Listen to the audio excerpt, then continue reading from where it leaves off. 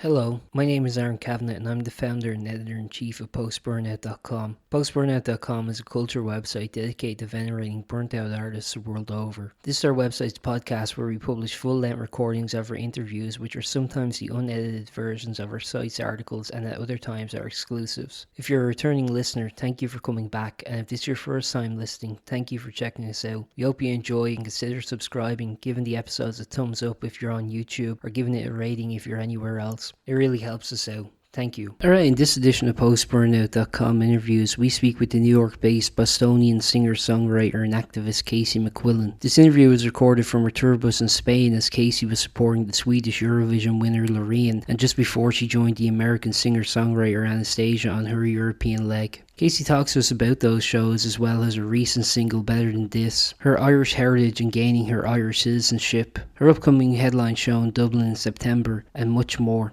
Casey will perform at the Crowbar Terrace in Dublin on September 25th as part of her headlining European tour. Tickets for that show can be found in the description of this episode. Thank you and enjoy. Hey Casey, how's it going? Hello, how are you? Can you hear me okay? I can hear you perfectly. Can you hear me? I can. I can. If Perfect. you want to see, I just pulled into a gas station on a tour bus. Nice. Whereabouts are you? I think we're in Spain, but we Oh, may cool. not be there yet. ¿Hablas español? No. No, okay. No, I do You not. just be like, lo siento, lo siento. Yeah, exactly. Exactly. As an English speaker, I'm very lucky that most people speak English. It is, Yes. especially on this tour. I was just in Paris last night, and there was a lot of people that well, they'd come up to me with pretty good English and be like, I don't speak English well. And I'm Yes. like, your English is great. But seeing as you and I are having a conversation right now, your English is really good. Uh, you That's know, why I always say like your English is better than my French or something like that. It's always like exactly, exactly. I speak a little German, and so we've done a lot of German speaking okay. dates. So that has been a little helpful. But mostly I just have to tap somebody else in line and be like, can you translate for this? Yeah, I know something about Germans. They always say like, "Oh yeah, my English is very good," and then they speak fluent, and you're like, "Okay." Fluent. Yeah, exactly. Fluent. They just don't have a PhD level. They know more than me. Yeah, Yeah, they're like, oh, exactly. I read Chaucer in Old English. I found it a bit confusing. I'm like, oh, did you? Europeans, God. I know their educations, man. I know We're it's pretty really good. insane. Where How's are the you? tour been going? Oh, sorry, I'm in Uh, Dublin. Dublin, Yeah. fabulous. Okay, amazing. We're coming through on to Dublin as well, which I'm excited about. The tour's been great. I am on my very end of being out with Loreen, which has been so fun.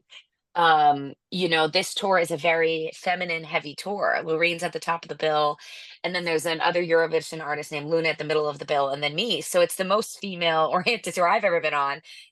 My band is Stacey Kelleher. She's like a Nashville artist that I brought out with me. I've got a like a female social media manager with me. Luna has a bunch of women on tour. So this tour bus has had like four bouquets of flowers in it. There's candles burning, incense. The few men on the bus are like, this is the best smelling tour bus I've ever been on. I didn't know tour buses actually started at a neutral place. I thought they came smelly, but turns out it was just all the men. So it's been a pretty good first tour bus experience in lots of ways. That's a great accolade. It's just like the best smelling turbos. Yes, we are definitely the best smelling tour bus on the road right now, I would say. Do you find like going from place to place, and because like you've toured Europe a bunch of times. I mean, how do you Mhm. find like touring the continent compared to say touring the United States? Because I mean, it's an interesting thing because US is like is seen as a singular country, but realistically, I mean, the distance between cities isn't probably too dissimilar to what it is in Europe between countries even. Yeah. So I Yeah, was I wondering, when I talk to my European friends, I especially when trying to explain to them what's going on in America, I always say like the what's United happening? States, what's happening in the US? My publicist is screaming for this. Like,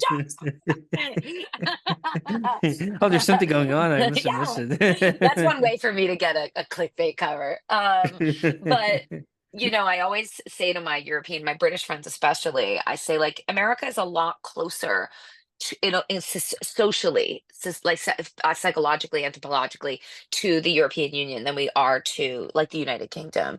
Um, because I always say to people, like sometimes people will ask me about, political measures that have been passed in Texas. And I always say, well, what do you think about the current tax law on the middle 40% of income earners in Greece?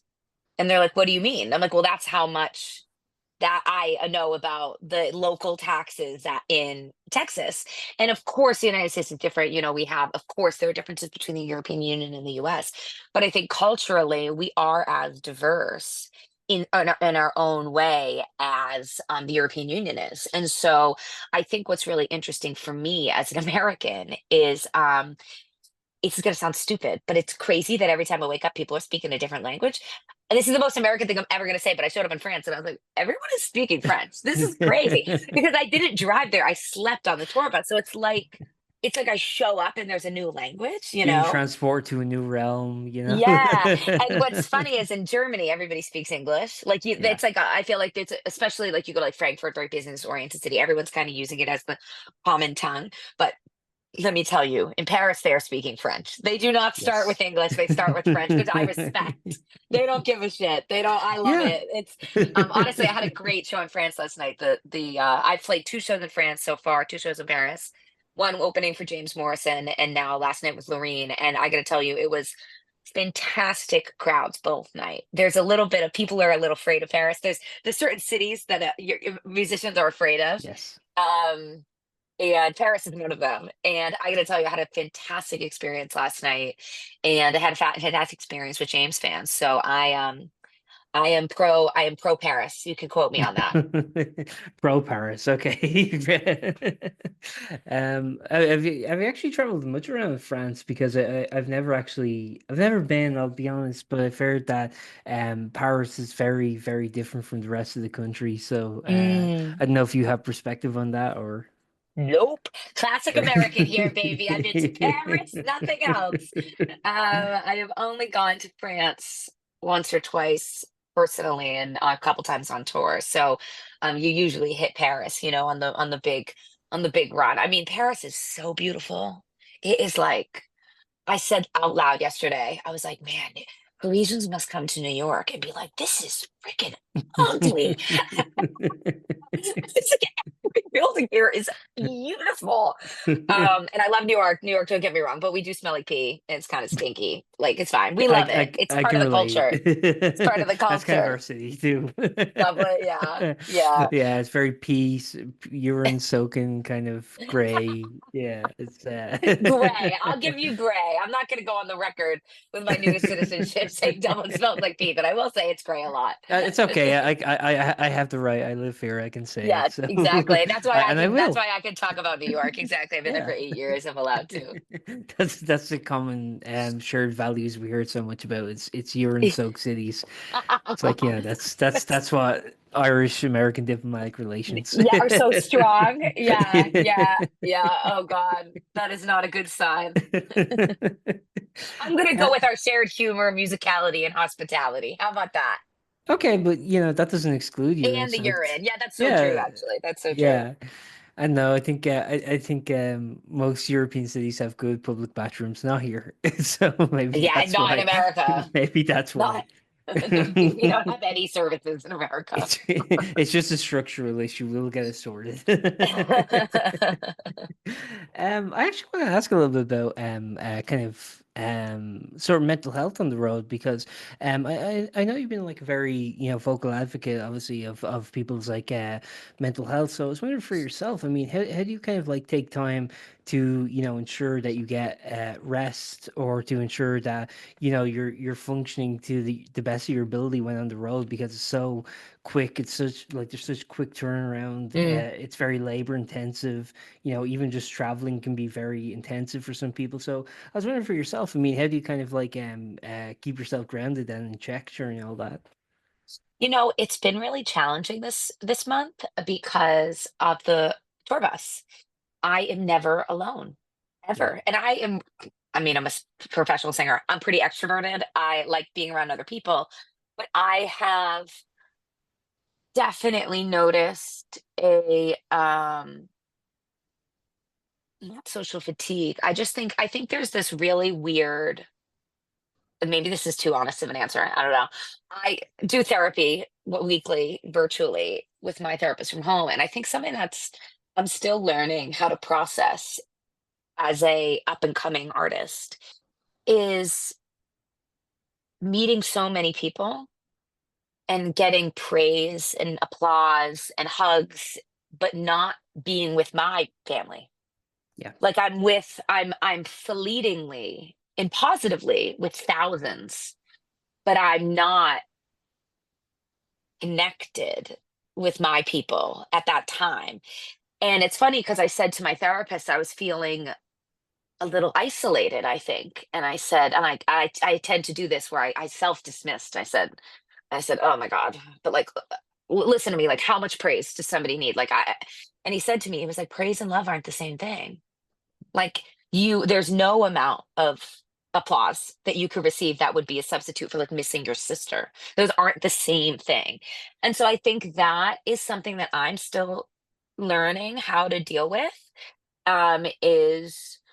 Is I really like meeting people. Meeting new people doesn't drain me. It fills me up. I love meeting the fans after the show, but it is different than sitting around a pub with my best friends. So one of the ways is my friends are coming to visit me, which I'm really excited about. And my parents pop in and out of tour a lot, which helps. But I think that is just like a continuous thing of adjusting of how do you build community. Also, I think what's funny about tour is you like develop this tour family. This happens every tour where you have like your besties and you have this sense of community that comes together. It's a lot like summer camp. That's how I describe it to people. It's just like summer camp. But like, this tour is going to end in a couple days and I'm going to go out with Anastasia and I'm going to be without those friends that I've made.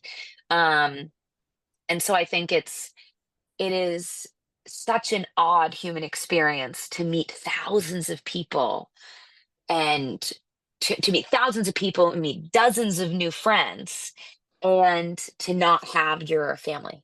Most people Yeah. have their family. They sometimes have their friends and they rarely meet thousands. And my life is flipped in the other way. And I'm just trying to be kind with myself and communicative with the people around me about and as I learn how that's going to affect me as an artist because I think it'll affect me differently than it will affect other people but I just the one thing I'm trying not to do is press it down and not acknowledge it because I think even though it's a really good problem, right? It's a really good one. It's the dream, it's the goal. It still is a really odd human experience that we're not necessarily designed for. And Yeah. I need to be careful to make sure that I set up the neurons in my mind as I experience these things for the first time to process it in a way that's like good and not self-destructive, you know?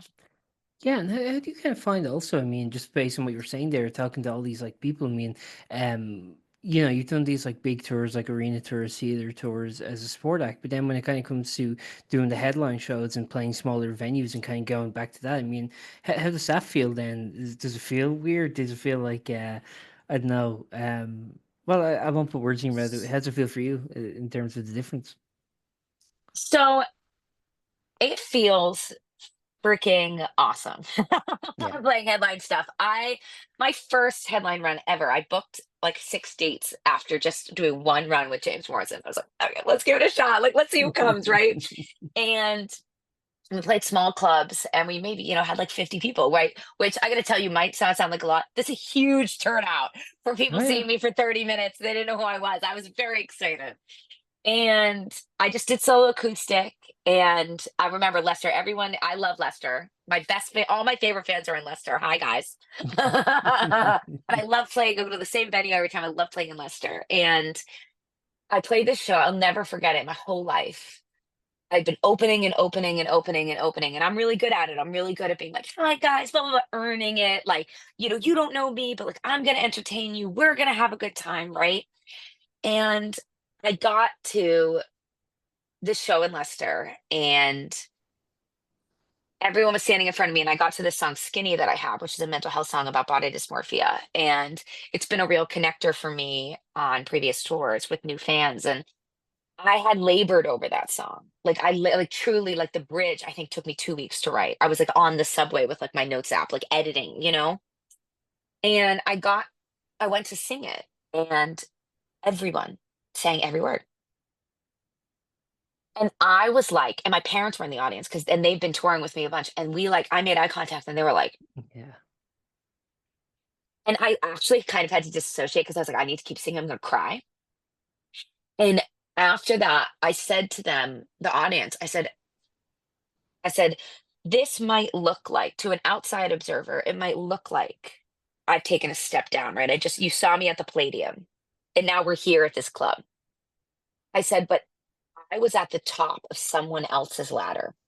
We are at the bottom of my ladder. My ladder. I have it. It's mine. It's ours. Like this is our show. Like, and so I would so much rather, it's such a different feeling to be building your own ladder versus standing at the top of somebody else's.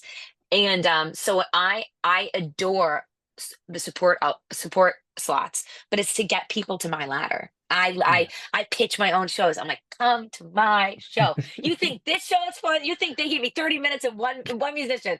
I got a full band, baby. Like, let's go. And it's really fun, and we have so much fun. And I think that that is one of the things that's so exciting about being an artist is like you could go to a gig, right? Let's say you go to my Dublin show because I have a headline show in Dublin coming up. And We'll let's say plug it. We'll it's plug like it's like 100 cap, right? it. Because 100 cap room, because I only have one show there. So it's like, but let's say you go, and there's 70 people there. So it's like basically sold out because it's a really small room, right? Yes. You can leave two ways. There's two ways you can leave that show.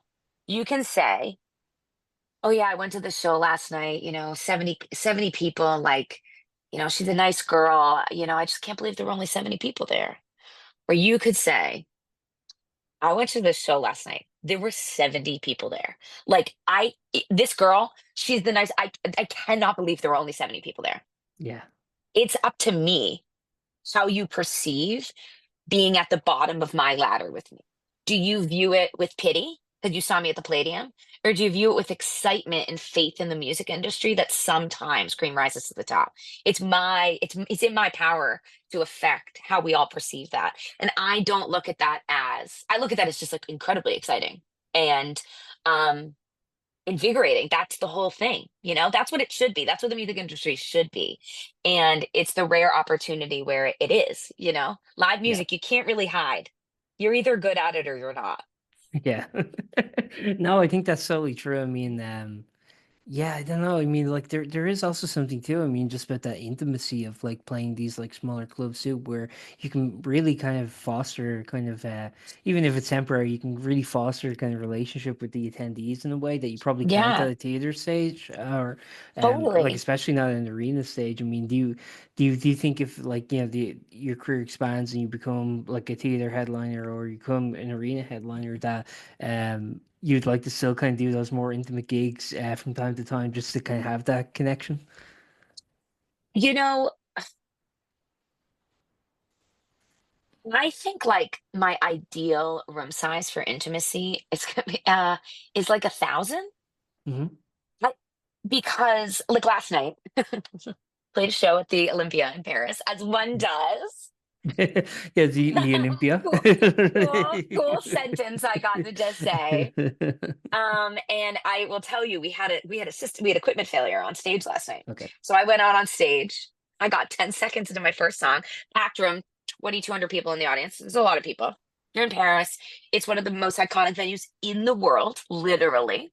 We were pretty excited. We were like, yeah, yeah, yeah, yeah, right. We were pumped to get out there. The crowd had been waiting for us to come on for a while. So they were stoked we were coming out. It was great. I get on stage and I'm like, "Da-na-na-na," and I sing my literal first line, and then the audio shuts off, dead. But the instruments are still going. So me and my friend are like, dink, dink, and all the rest of the music turns off. Right? You're okay to imagine you're in front of 2,000 people. So Yes. again, but this is my job. I know how to handle this because I have been in wedding bands. I was just talking to my friend last night. All wedding bands do is mess up and try to not let the bride and groom know you've made a mistake, right? That's Yeah. the whole job. And I used to do wedding bands. So I'm really good at messing up on stage and just managing it because that was my training, right? Yeah. So like literally the whole crowd is like it's like 2,000 people are looking at me like, so I go, ladies and gentlemen, this is what we call in the industry technical difficulties. And I literally just start being like, where's everybody from? Like, I'm like, here's my stand. Like, I'm like, because everyone's in my ear is being like, Yeah. Like, right, like my team is exploding in my ears, trying to figure out what's wrong, and I'm like, "Has anybody been to New York? God, I love New York. I'm Yeah. from New York. I'm just fucking trying, right?" So I'm on stage for like 20 seconds, and I realize it's not going to get fixed really quick because it either gets fixed in like 5 seconds or it doesn't get fixed. So you don't want to run off stage immediately because it could get fixed right away. But after about 20 seconds, I can hear my, I'm like, they don't know what's wrong. Get Yeah. on stage. So I say to the audience, and again, it's about this like vulnerability and experience that comes from performing. I said to the audience, I was like, guys, this is really emotionally challenging for me and my friend here. I said, because this is like embarrassing. I said, so what we're going to do is I'm going to leave stage. I said, when I come back out, I need you guys to like cheer for me. And also pretend this didn't happen. Are you good? Like, we good? Are you ready? Can you do that for me? And they're like, so, right. So I ask of them, I tell them what I need. You've just witnessed a human being experience probably your worst fucking nightmare, which is being on stage in front of. It's not my worst fucking nightmare, but it's most people's worst Yes. nightmare. And instead of hiding, I say, "Oh my God, guys, can you believe we're going through this right now? Can you cheer for me and Stacy? Because I have someone else on stage with me. I'm like, can you cheer for us when we come back out? It will make us feel better." Well, we're off stage. My team's still trying to fix it, but this crowd is going, Casey, Casey, right? Because I have now been vulnerable with them. So they're not cheering Casey, Casey, Casey because they knew what my name was even 15 seconds ago. They're saying it because I had that intimacy with them. And so I we end up fixing it. I go back on stage. It was great. It was a great show. The audience was very engaged. But I have like an acoustic moment of the set where I like get to slow down and I just sing and I like take out mirrors so I can really feel the audience. And it was like every eye was locked in. And to me, there's actually something so incredibly intimate about all being together when like a room of 1,000 can manage to actually lock in together Mhm. and all be experiencing the same thing. Nobody's texting, nobody's ordering a drink, like people are in and you can feel it in the room. I find that to be so intimate because I think people understand the level of vulnerability it takes to not hide in front of that many people. If you Mhm. can really show them you're actually showing up authentically and you're not pretending to be there, you're really there. I find that that is the most intimate. I those are the most intimate moments I experience. I don't know if my fans would feel the same way, but those are the moments to me that I'm like, I'll be on stage and I'm like, whoa, like 2,000 people are listening to me right now. No one's on their phones. This is fucking crazy. Like I had that thought. I'm like, it's so crazy. People are just letting me do this right now. But that's the job, right? That's you work and work and work and you deal with the issues and then you get to that moment and you get to experience it together. And that's literally the whole point, you know?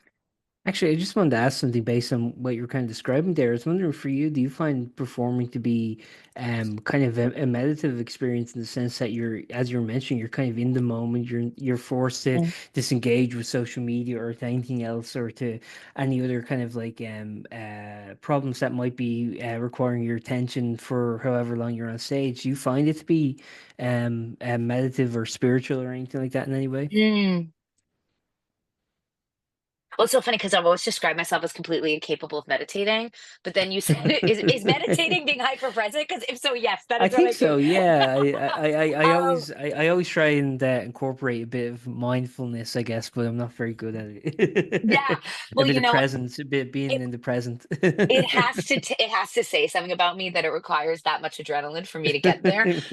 But yeah, no, I can only concentrate when there's 2,000 people looking at yeah, me. exactly, which is so funny. My nightmare is like being left to my own thoughts, not Yeah. having 2,000 people look at me. Um, yeah, no, I think that that is what I find. I think there's a couple things I find really addictive about live performance because I think in the age of social media, a lot of artists are orienting themselves around TikTok, right? And that is not me. I am somebody who enjoys there being someone else on the either on the other side of the camera or ideally in person. And I think I find something I think the high pressure of the scenario, you just have to be in the moment. Obviously, when things go wrong on stage, you're not in the moment. But like I have a new song coming out that is my final song of the set every night. And it's gonna come out in the next couple of weeks. It's a song called Better Than This. And I wrote it this summer about how scary it is to get on a plane to come to Europe to do this, right? Like and this really like had this like thought that my grandparents left Ireland to come to America for a better life, right? And now I am coming back to pursue art. Like they were trying to be fed and educate their children, and they succeeded so tremendously through their sacrifices that they're just their grandchild is flying back to, you know, play at the Three Arena in Dublin. Like that's right. And how there's something so, for me, really beautiful about it. It's very emotional for me. And how my ancestors, like, right, the American Irish identity is an identity of hope. We got on a boat and we said it's gotta be better than this. I have to have more opportunity than this. And now I'm doing that, but not from a place. It's like from a different perspective of hope. It's like, well, I have all this, but I'm gonna try for something more. I think I can do it. And I wrote this song about being torn between your home and, I'm gonna get emotional, being torn between your home and your dreams, and how tied that is to my identity as an American and as an Irish American, and how like joy and pain and hope and loss are so intertwined. They're like the same sides of the same emotion. So I sing the song every night called Better Than This, about leaving and going far away in pursuit of dream. And I sing it every night. And what's really amazing about it is I'm literally singing the lyrics about what I'm doing. There's a line every night where it drops down and I say, I'm alone tonight in new city lights, but tomorrow it's time to start again. And I say it every night. And I say, like, and last night I said, I'm alone tonight in new Paris lights. And I literally like look at the stage lights. And it's like I wrote it about that, and then I sing it about it, and then I see the audience be like, "She's literally singing about right now." Like we all have this moment, and it's so emotional for me every night, and it creates this moment where every night I am sitting with what I'm doing. Like I have a, it's the lyrics are quite simple, but the second verse is, I think that I can do it, so I've got to try. I only have one life. And like I sing it and I'm on stage and there's 2,000 people who did not know who I was 15 minutes ago, who are clapping and they love it. And get to say to myself every night, I think that I can do it. So I've got to try. And it's really emotional for me every night to be that. Not only am I present in the moment, I'm present in what the moment symbolizes to me because of this song. And it's also the fans really like it. So it's really great because I really like it. Everyone really likes it. So I'm very excited to come out. And we're actually making a music video right now that is with all the tour footage from Okay, cool. performing it every night. So it's going to be this very meta thing. So anyway, that was a very long answer to your question, No, but no, it was a perfect answer. I really understood kind of like what you were describing too, where yeah, I mean you kind of get that sensation, I think, as an audience attendee too, where you kind of I don't know, have this you synchronize, I think, with the artist and vice mm, versa. And it's just this like really beautiful moment. Again, I think it goes back to kind of what you were describing there, where it's that kind of like attentiveness to the lyrics. If people were kind of passively listening and just kind of like checking their phones, it's like, they're not going to be able to connect in that way. I think, yes. so I think it is kind of like, I don't know, I think even, I still think, and I'd like to get your opinion on this, but like, I think even though there's new avenues now for people to kind of get their music heard, be it like online streaming or service like TikTok or YouTube or anything, I still think live performances are still the best way to have that authentic Absolutely. connection. So, Well, so you know that scientifically, there's three things humans do that release like massive amounts of oxytocin in the brain. There is obviously intimate relations. We all, hmm duh, hmm right? We understand evolutionarily why that one is we like. There's breastfeeding. We also understand why that one is good evolutionarily. But interestingly, the third one is singing in large groups together, really. not playing sports, not gathering berries, not why singing, it's singing in large groups, chanting in large groups, which is why people do it at football games, which is why people do it at religious services, and it's why we love concerts. And it is because anthropologists speculate that it is because it creates and fosters a sense of community. Hmm. That when you experience that massive serotonin hit, you feel like these are my people. I feel safe. I am safe. You are safe, right? If you're singing with a group, you're pretty safe. Nothing's gonna happen. Yeah. And so what that is why live shows will never be replaced. Never.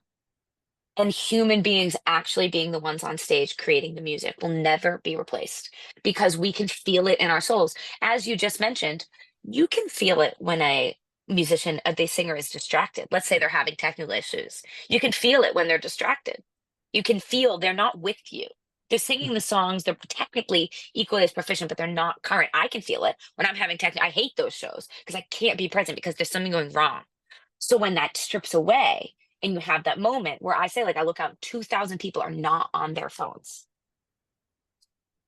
That is our like animal selves coming together to create community, which is I think something we desperately all want now.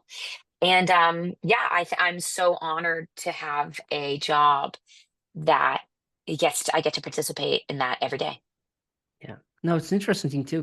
You're kind of mentioning there about that sense of community because yeah, I think like I'm constantly hearing news stories about like kind of the generation of isolation and things like that, and people feeling kind Mhm. of atomized and divorced from each other and things like that. So yeah, I think like there is a legitimate benefit to concerts beyond just entertainment or amusement for like a couple of hours. 100%. Look at, I mean, it's the same feeling people have at the local pub too. You don't need to go to the Eras tour to experience that feeling. You know what Yeah. I mean? You can experience it. That's why all communities on Earth have communal music. Yeah. All civilizations have music. It is because it fosters a sense of trust and inclusion that humans require to exist. Yeah, perfect. You've been very great for your time, Casey. I'll try and take up too much more. I'll just ask one final question. It's about the your gig coming up. I just want to make sure I have the details correct. It's at the Crowbar on September 25th in Dublin. Yes, I think if it that's says that correct. on my Yes, chart, if it says it on my thing, then that's right. I stole it It's from gonna your website. perfect. That it is correct. That's where I would be going to check where it is. Perfect. No, it's gonna be so great. Yeah, I'm playing in Dublin. I'm coming through to open for Anastasia. And I was in Dublin in the fall, doing my school anti-bullying tour for a week. Right after I got my Irish citizenship, I booked a week in Ireland to come and get back in the schools.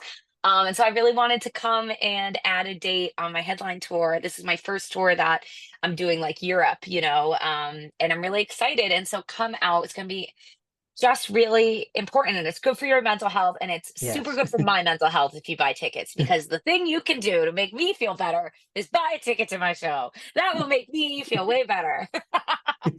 Actually, I didn't know. You got your Irish citizenship. Is that correct? Yes, I Has do. that So made I touring Europe easier?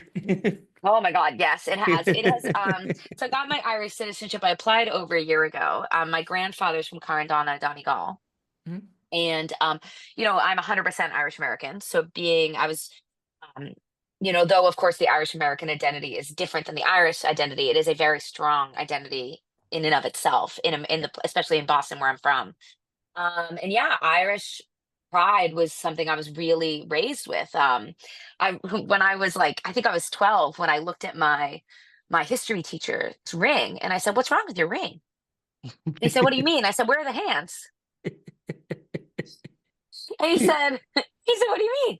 And I said, "Where are the hands? Like the girls have diamonds, the boys have the hands." And he was like, "That's just Irish people, Casey." And I went, "It is? All the men in my life have platter rings as their wedding rings." Uh, so, we were pretty Irish.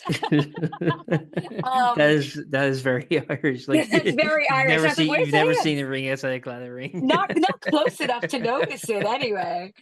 And yeah, so it was really emotional for me. I think that was what was so beautiful for me about getting my Irish citizenship is that no, I just had to, it felt like coming home. It felt like I didn't have to prove. They didn't ask for my income. They didn't make me sing. They didn't make me, right. I so much of life you have to fight for and claw for your place, especially in my career. Constantly clawing, constantly proving, constantly asking for, striving for. And with this, it was so beautiful in the sense that they were just like, who are you again? And I was Mm. like, oh, I'm McQuillen. And it's like McQuillen, McLaughlin, McDonald, right, all that. And they went, God, that's so great. Welcome home. Yeah, we're so glad you're back. And it was just like beautiful. I'm gonna cry. Not the other- But it was really beautiful. It was a really beautiful experience for me. I think that the Irish American identity is really there's this huge sense of loss in the community in general that most people did not leave what they felt. They didn't leave by what they felt like was choice.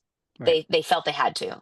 And so to get to come back and get to that was why the first thing I did was book a week of volunteering in schools. I want to make sure that I am present and a contributing voice and with my skill sets in my new country. It's very important to me that it's not just a passport that makes it easier for me to travel around on tour. I don't think of it that way. I would have gotten my citizenship regardless. It's very emotionally meaningful to me that my grandfather would be so happy. My whole family has their citizenships, and he would be just be so happy. He'd be so like relieved that we're like we can go back, you know. Yeah. So it's beautiful to me, and it's really impactful to me. And it's funny because I know every American is like, oh, I'm Irish, and I tell Irish people I have my citizenship, and they're like, oh, good girl, okay. They're like, oh, okay, you filled out some paperwork, you really mean this shit. Some Irish people I'll give credit, like, or I'll be honest, like some are very critical of Irish Americans. I've always been very supportive. I always think it's very nice how Americans kind of like never lost touch with their heritage, and not just Irish Americans, but I think like Americans in general. I think it's a very beautiful Yeah, thing. I like it it's so. very different. I think that in America, I I don't tell when people in America, if people are like, "Oh, where's your family from?" I wouldn't say America. I would say Ireland. Yeah. But they would know I meant Irish American. I have an American accent. It's implied.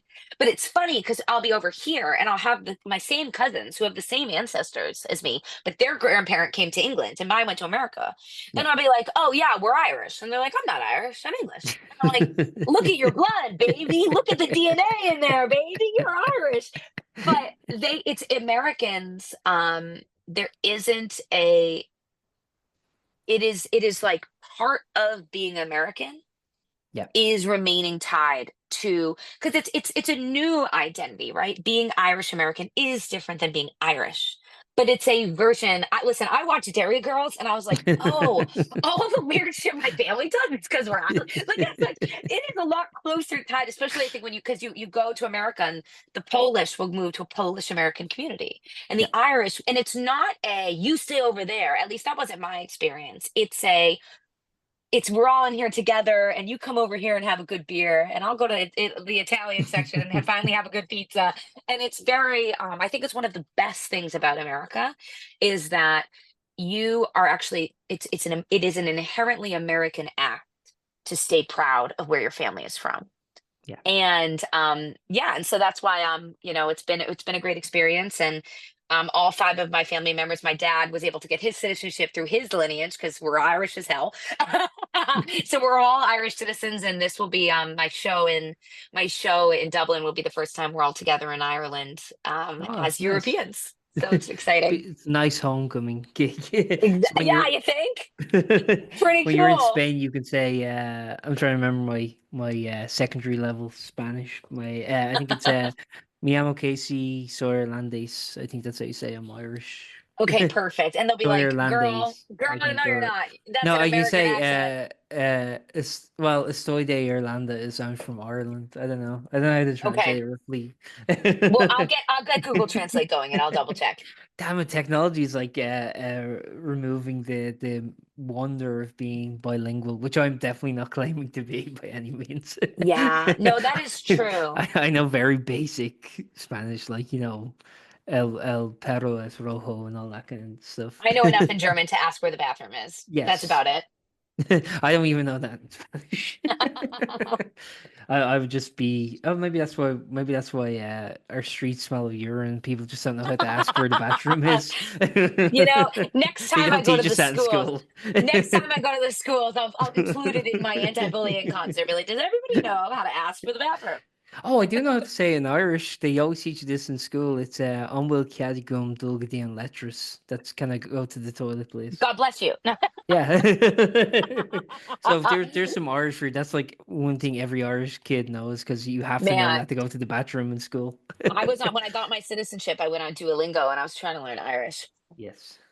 It is challenging. I'm really bad at languages, and I was like, damn, this might be out of my ability to learn. I think I'm too old.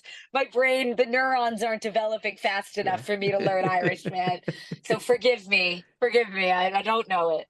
Um, Your Irish is better than my Irish. I'm not good at it either. I was bad at it too. I tried learning in school, and I don't know, it didn't click for me. But it's kind of one of those yeah, it's things now tough. that I'm older. I'm kind of like, damn, I wish I knew. Of course. Of Now, course. when you're young, you don't have the requisite understanding of the world around you, I think, to appreciate it. Yeah, the young, as they say, I'm finally old enough to understand that they say youth is wasted on the young. I listen, we're still, there's no makeup. We're not too bad for 32, okay? But No. this is skincare and Botox, all right? It's all a lie. It's all a lie. I'm actually quite old, and I now understand youth is wasted on the young. Yes, I absolutely agree. Thanks very much for your time, Casey. It's really Oh, nice thank you so talking much. to It was you. lovely chatting with you. Let me know if you'd like to come through to either of my Dublin shows. Love to Perfect. have you. Perfect. Yeah. Thanks very much. Is there anything you'd like to have before we wrap up, or If everybody wants to go follow me on Spotify before my song "Better Than This" comes out, I'd love to. I'd love to have you there when it gets dropped. when are you looking at? I guess for release date that Couple roughly. couple weeks couple weeks from now Okay. during the Okay. Anastasia tour. Okay. Yeah, I'll keep an eye out. I'll try and release this beautiful. around then. Perfect. Oh, perfect. Okay, great, amazing. Okay, thank you so much, my friend. It was lovely to chat with you. Perfect. Thanks very much. Enjoy the rest of your day. Thanks. Bye bye. Bye. Thank you for listening to that episode of Post-Burnout.com interviews. We're an independent venture run by yours truly, and as I said at the beginning, liking, rating, subscribing, and sharing really helps us out a lot. If you're feeling extra generous, we do have a PayPal donation link in the episode description, but don't feel obligated, of course. We've also begun releasing occasional exclusive episodes on Spotify, so subscribe there if you'd be interested in hearing those. Thanks again for listening, and see you next time.